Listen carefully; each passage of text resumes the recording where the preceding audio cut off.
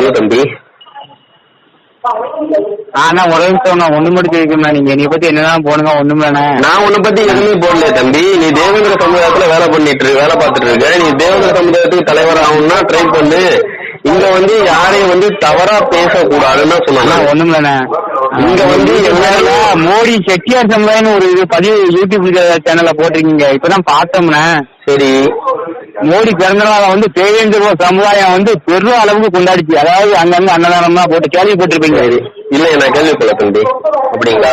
நீங்களும் கேள்விப்பட்டிருப்பீங்க. நீங்க செட்டியார் சமுதாயம் போட்டிருக்கீங்க. அப்படியா? ஆமா, அவர் செட்டியாரா என்னையாவது எனக்கு டவுட்டா இருக்கு. மோடி அவர் தேவேந்திர வேளாள கம்யூனிட்டி அப்படிதான் சொல்லுவாரு. அப்படியா? ஆமா, நீங்களே அவர் பேசல பாத்துருப்பீங்க. சரி தம்பி, ரொம்ப சந்தோஷம். அவரு அதாவது என்ன பிரச்சனை பண்ணுவீங்க எனக்கு தெரியல. நான் உன்கிட்ட பிரச்சனை பண்ண வரல. நீ அவன் இவன் மரியாதை இல்லாம பேசுறது. தலைவர் பேரையா போட்டிருக்கானா இல்ல இந்த அமைப்பு போட்டிருக்கான்? நீ சமுதாயத்துக்கு ஏதாவது செஞ்சிருக்கியா? 10 ரூபாய் தள்ளி காசு நீங்க செலவு பண்ணி சமுதாயத்துக்கு தெரியும். அதாவது தலைவரை செஞ்ச ஒரு பையன் படி எங்க அமைப்பு சார்பா 2 பேரை படிக்க வச்சுட்டு இருக்கோம் நானு. என்ன நீ என்ன எங்க அம்மாவை அசிங்கமா திட்டுற? நீ உனக்கெல்லாம் தகுதியே கிடையாது என்ன திட்டுறதுக்கு. தவறான வார்த்தை விட்டனா?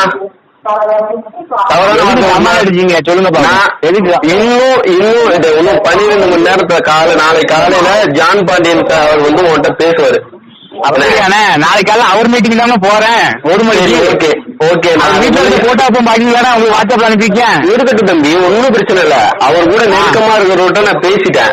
அவர் காலையில பேசிட்டு எந்த மாவட்டத்துல பேசுனீங்க? யாரா இருக்கட்டும், நான் உங்க ஆட்கள் எங்க ஆளுகிட்ட அவர் கூட நெருக்கமா அந்த பதிவே நான் தேவேந்திர சமுதாய தளத்துல நான் பரப்பிடுவேன். மோடி செட்டியார்னு சொல்லி போட்டுருக்கீங்க பாத்தீங்களா?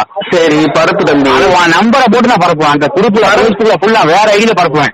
இந்த மாதிரி நரேந்திரா இப்படி சாதி அப்படி பாக்க இப்படி பாக்க. நரேந்திரா இப்ப அவனே போன் அடிச்சு கேட்பாங்க. பதில் பேசிக்கா பரப்பு தம்பி, ஒன்னும் பிரச்சனை இல்ல. நானும் சொல்லுவோம் அதுக்கு. அகில பாரதிய தைலிக் சாகு மகாசபாவுக்கு மோடியோட தம்பி அவர் வந்திருக்காரு. நான் அந்த மீட்டிங் அட்டன் பண்ணிருக்கேன். 2 பேரும் ஒன்னா உட்காந்து போட்டோ எடுத்துருக்கோம். அங்கேயே நான் அனுப்புறேன். நாங்க ரெக்கார்டு காட்டுவோம். எங்களுக்கு நாங்க அமைப்பு இந்தியா முழுக்க ஒன்றிணைஞ்சிட்டோம். 17% நாங்க இருக்கிறோம் சொல்லிட்டு மாநாட்டிலே அவங்க தம்பி எல்லாரும் ஒன்றிணைனோம். அரசியல் ரீதியா மகாகவி பாரதிய தம்பி, நான் பேசுறத கேளு. 14 வந்துட்டா நமக்கு ஒரு பயப்படவே வேணாம். நீ அது ஒண்ணும் பிரச்சனை இல்லை. நான் உன்கிட்ட நான் உன்னை மிரட்டுனா நீ என்ன மிரட்டுற போல. நான் ஒண்ணு மிரட்டி எனக்கு ஒண்ணு ஆகப்படுது. நீ அம்மா பேசுனா, நீ கெட்ட வார்த்தை பேசுனா நான் பயந்துருவேன்னு நினைக்கிறேன். சரியா? நான் உன்கிட்ட சண்டை போட்டு நான் பெரிய ஆளாக வேண்டியது எனக்கு அவசியமே இல்லை. புரியுதா? ஏன்னா என்ன பொறுத்த என் லிஸ்ட் நீ கிடையவே கிடையாது. அப்படியா? தம்பி, ஒண்ணு மாதிரி என்ன போட்டு தள்ளதுன்னு சொல்லிட்டு இதுவரையும் ஒரு 2